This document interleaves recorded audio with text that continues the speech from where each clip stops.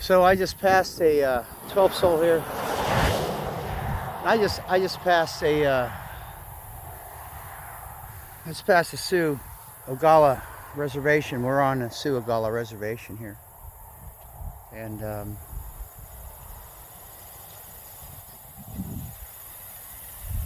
this corn is different from the corn that I've seen across the United States. Obviously, this corn, to me, it's kind of obvious that this corn is different from the corn that Monsanto has been growing millions of acres, and you can see the difference.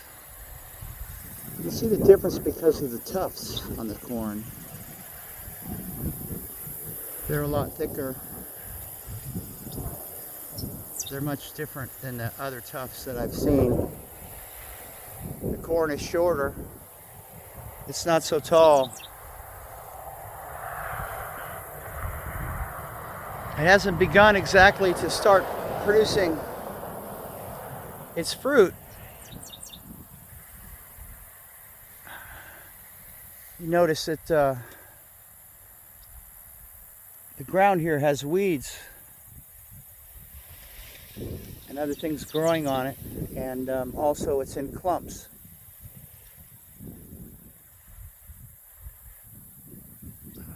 Now I don't know, because I haven't been able to talk to anybody out here as far as the nature of this corn, but I had to stop the truck and make another video. The prairie is starting to look like a prairie, actually, except for this corn, which is beautiful here. But as I walk on this road, get on top of this road here, I've got cattle way in the distance. You can see it, and slowly going up and up.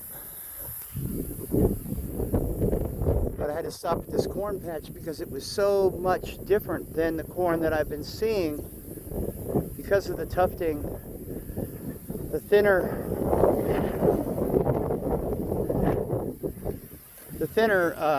leaves, they're not so long. You know, when I was going to college at Fort Lewis, Colorado, I'm gonna get behind this tree so I'll get behind my van here so I don't get so much wind. When I was in Fort Lewis, Colorado in the late 90s, 98, 2001, corn was really an important subject as I was studying anthropology, because Monsanto had been talking about this genetically modified corn. And genetically modified corn has Roundup in it, in the genetic organism, this corn, in the genetic plant. This is old corn, I can tell. I'm going to ask some people later on. I'd love to eat some of this stuff. I don't know what strain it is, but it's all the same. But the other corn that I've seen, the oceans of corn that I've seen, I would not eat it. Small patch, I guess, relatively small. I don't know how many acres it is. But I'm gonna just, put this camera out as far as I can do this so that you guys can see how immense this prairie is.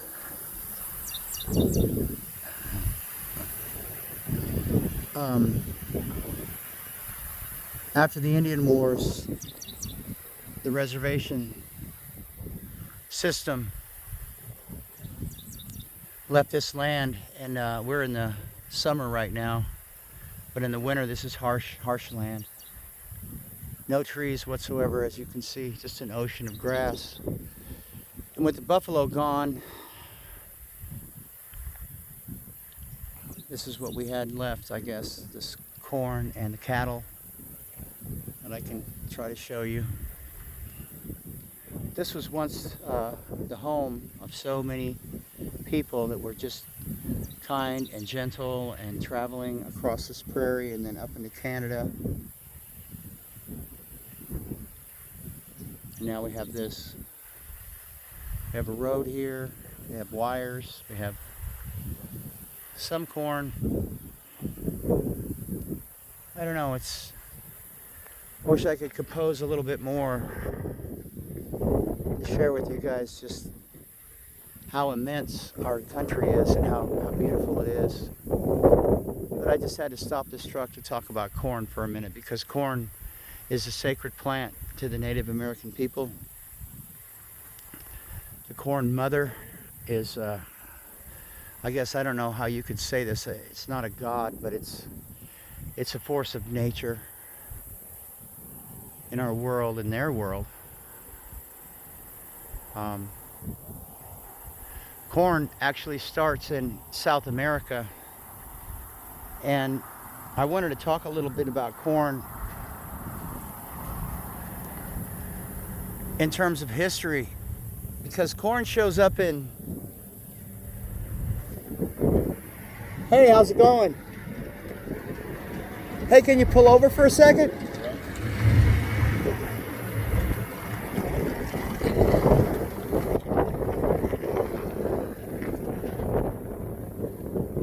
Dog here.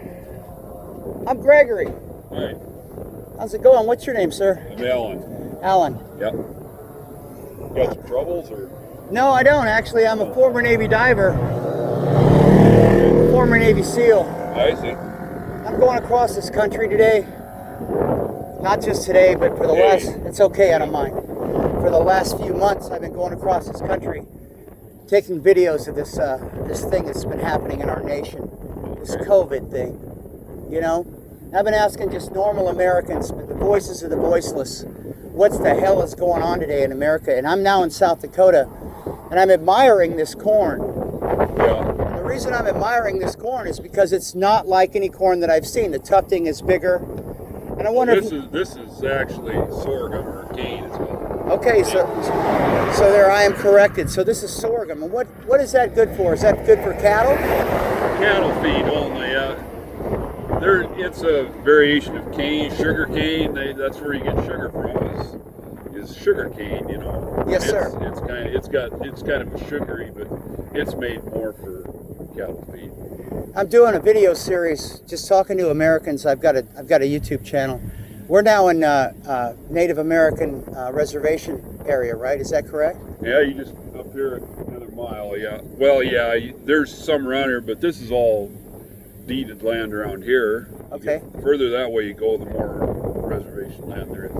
So, hey, can you tell me how you guys have been handling this? I just have to admire your dress. I seriously love it. It's normal attire around here. But I started in, I have a business in Portland, not Portland, but Corvallis, okay? And I've been from Corvallis to Colorado, then to Texas, all the way up to Pennsylvania, through all Tennessee, and everywhere. I've been doing videos and asking just normal Americans what the heck they thought about this COVID thing. And most people are wearing masks, and you know, we find out that the masks, they don't even do anything. So, you know, out here it's been a breath of fresh air, because I'm meeting people that are smiling. They're not afraid of anything. They live a good life. They work hard. And as I said, I'm a Navy SEAL. You can see my hands. I've been working all my life. So can you just give me a little bit of your idea about what the hell's going on today? Well, I guess my opinion is, sir, that the media and the liberal politicians, just Democrats, Republicans too, they have an agenda.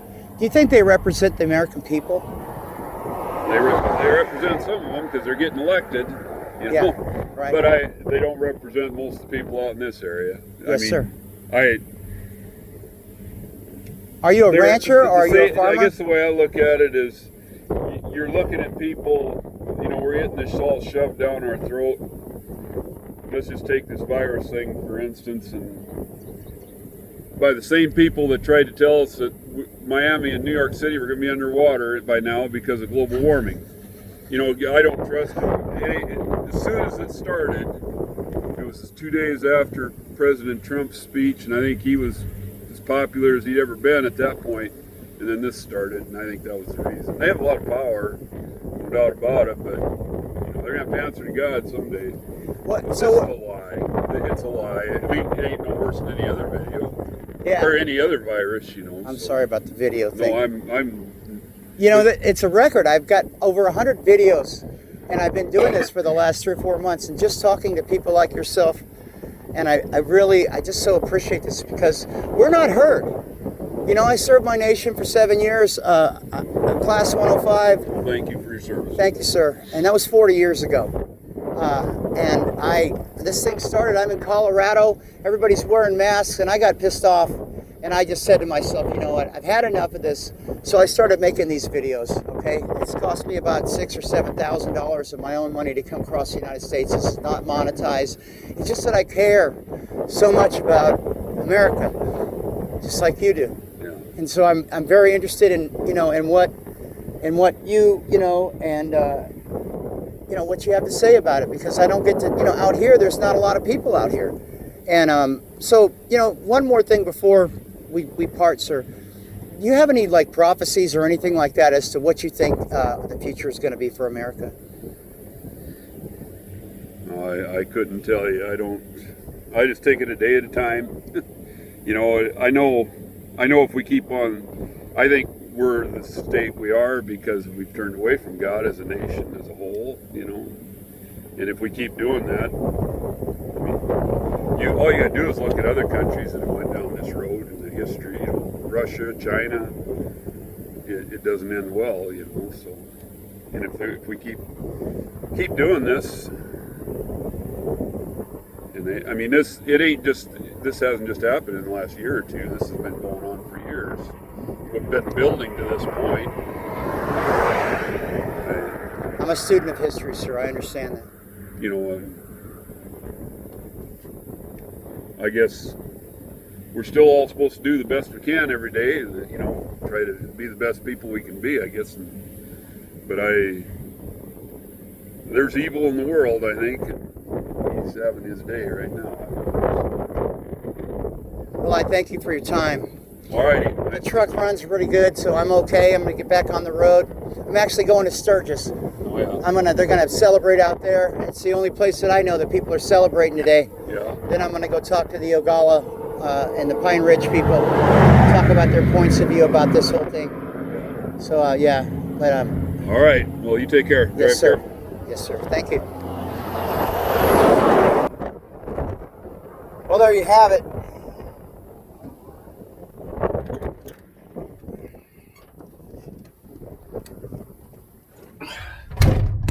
Sorghum, not corn.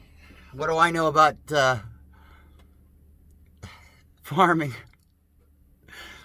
But what I do know is that a man stopped and spent his time in the middle of nowhere to ask me how I was doing. That's what America used to be. People care out here. All right then. 12 Soul out.